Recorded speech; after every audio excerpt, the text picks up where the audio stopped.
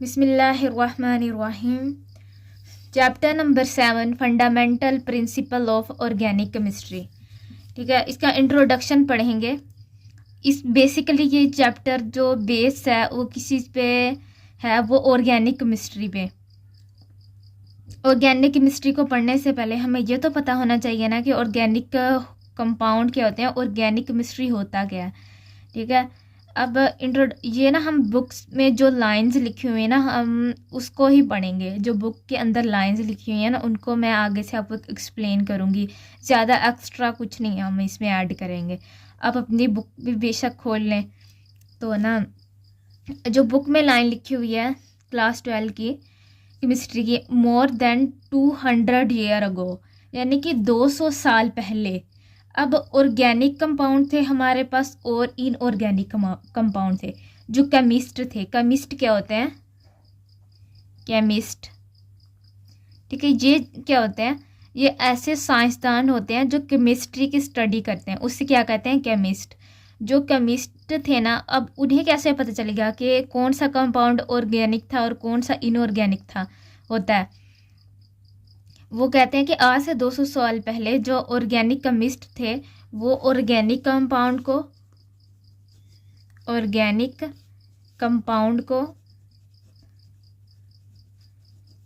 और inorganic compound को कैसे डिफरेंशिएट करते थे। ठीक है, वो इसको डिफरेंशिएट कैसे करते थे? इनकी फिजिकल प्रॉपर्टीज से और केमिकल प्रॉपर्टीज से, यानी कि जो इनके अंदर और कंपाउंड्स के अंदर जो प्रॉपर्टीज होती हैं इनकी, उससे पता चलता था कि कौन सा ऑर्गेनिक है और कौन सा इनऑर्गेनिक है। और दूसरी चीज़ से क्या पता चलता था कि इनऑर्गेनिक कंपाउंड कहाँ से हमने लिए हैं और जो ऑर्गेनिक कंपाउंड मिले हैं वो कहाँ से मिले हैं। यानी कि कुछ कंपाउंड जो होंगे, फ़र्ज़ करो कि ये कंपाउंड है, ये वाला कंपाउंड है और ये वाला कंपाउंड है। ये वाला कंपाउंड हमें लिविंग ऑर्गेनिज्म से मिला है और ये वाला कंपाउंड जो हमें नॉन लिविंग से मिला है। ठीक है, अब अभी आप लोगों को समझ नहीं आएगा कि ऑर्गेनिक कंपाउंड कौन से होते हैं, इनऑर्गेनिक कंपाउंड कहते हैं कैसे होते हैं। ऑर्गेनिक कंपाउंड और इनऑर्गेनिक कंपाउंड को देखते हैं, ये क्या होता है। ऑर्गेनिक कंपाउंड हमारे पास क्या होता है? ये ऐसे कंपाउंड्स होते हैं जो कहाँ से हमें मिलते हैं? लिविंग ऑर्गेनिज्म से। Living organism. और इनऑर्गेनिक कंपाउंड कहाँ से ऑब्टेन्ड होते हैं? Obtained from non living organism. Non living organisms. ठीक है, और ये कहाँ से होते हैं? लिविंग ऑर्गेनिज्म से। लिविंग ऑर्गेनिजम्स कौन से होते हैं? जैसे कि एनिमल, नंबर 2 पे एनिमल्स, या फिर क्या हो गया, और प्लांट्स। ये प्लांट्स बने हुए हैं। ठीक है, अब इनसे क्या मिलेगी? हमें ऑर्गेनिक कंपाउंड मिलते हैं। यानी बेसिकली कहने का मतलब ये है कि जो इनऑर्गेनिक कंपाउंड होते हैं वो बेजान चीज़ों से मिलते हैं और जो इन ऑर्गेनिक होते हैं वो जानदार चीज़ों से मिलते हैं। ठीक है, जानदार चीज़ों के अंदर वो बनते हैं और उनसे ही हासिल किए जाते हैं। अभी तक जो केमिस्ट थे वो सिर्फ ऑर्गेनिक कंपाउंड को इसी हद तक जानते थे कि ये सिर्फ लिविंग ऑर्गेनिज्म के अंदर बन सकते हैं और ये वहीं से मिलते हैं। और इसी तरह वो इनको पहचानते थे कि जो चीज़ें जानदार चीज़ के अंदर जो कंपाउंड होंगे वो ऑर्गेनिक होंगे और जो बेजान के अंदर कंपाउंड होंगे वो इनऑर्गेनिक होंगे। ठीक है, एक वाइटल फोर्स थ्योरी थी। अच्छा, एक ये था कि जो केमिस्ट था ना, उसने कहा कि उसने ना, जैसे ऑर्गेनिक कंपाउंड होते हैं जो कि एक जानदार की बॉडी के अंदर, जानदार के अंदर पाए जाते हैं, प्लांट हो या एनिमल हो, तो उसने कहा कि मैं ना इसको मतलब कि लैब में बनाता हूँ। सेंथिसाइज्ड या सिंथेटिक जो होता है ना, सेंथिसाइजिंग ऑर्गेनिक कंपाउंड, मतलब सेंथिसाइज मतलब कि वो उन्होंने लैब में बनाना चाहा था उससे। उसने कहा कि मैं ना, एक केमिस्ट ने कहा कि मैं ऑर्गेनिक कंपाउंड को कहाँ पे बनाऊंगा? लैब में। लेकिन जब वो लैब में बनाने लगा तो वो ऑर्गेनिक कंपाउंड नहीं बना उससे। तो इसी तरह जब वो ऑर्गेनिक कंपाउंड नहीं बना तो उनका ये बिलीव था कि ऑर्गेनिक कंपाउंड हमें कहाँ मिल सकते हैं, जस्ट लिविंग ऑर्गेनिज्म में मैन्युफैक्चर होते हैं। मैन्युफैक्चर मतलब उसकी तैयारी, इसको बनाना, किसी चीज़ को बनाने को कहते हैं मैन्युफैक्चर। ठीक है, लिविंग ऑर्गेनिज्म में ऑर्गेनिक कंपाउंड की मैन्युफैक्चरिंग हो सकती है, हम इसे लैब में तैयार नहीं कर सकते। लेकिन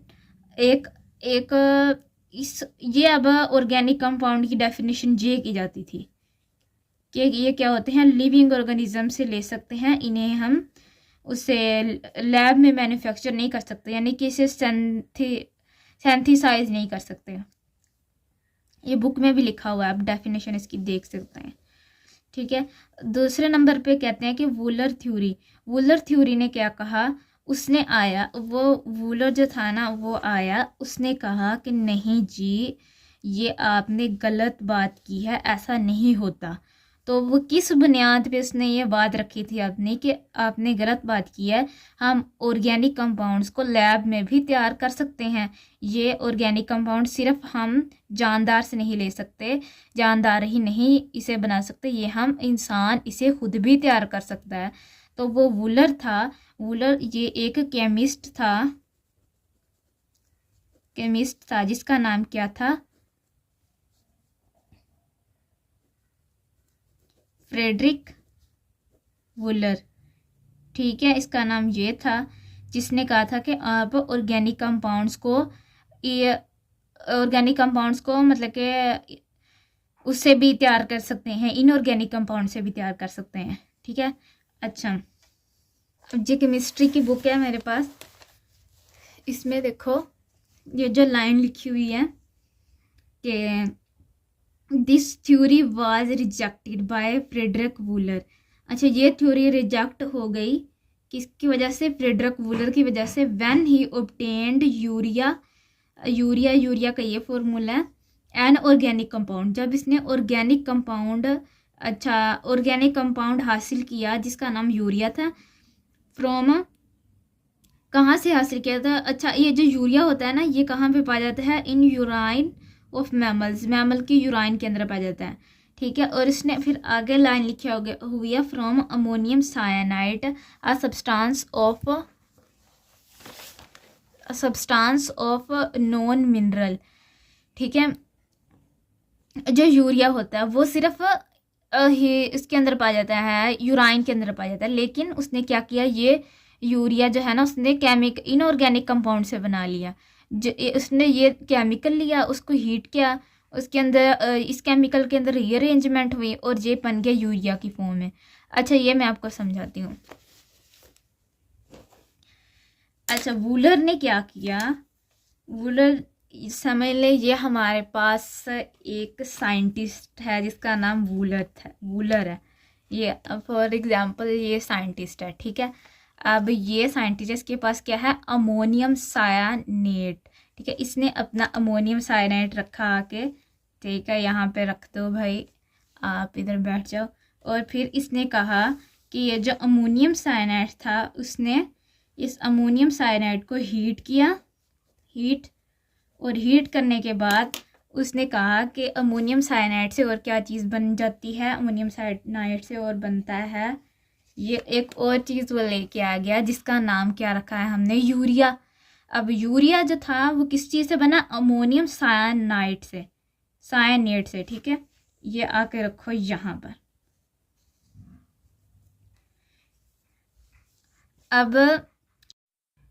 अब वूलर अपनी स्टोरी सुनाता है कि उसने ये एक्सपेरिमेंट कैसे किया। जी बताएंगे हम। वूलर ने कहा, अब वूलर की स्टोरी सुनते हैं। जब वूलर कहता है कि जब मैंने अमोनियम साइनाइड लिया, उसको हीट किया, तो उसको हीट करने से क्या चीज़ बनी, मेरे पास ये यूरिया बन गया।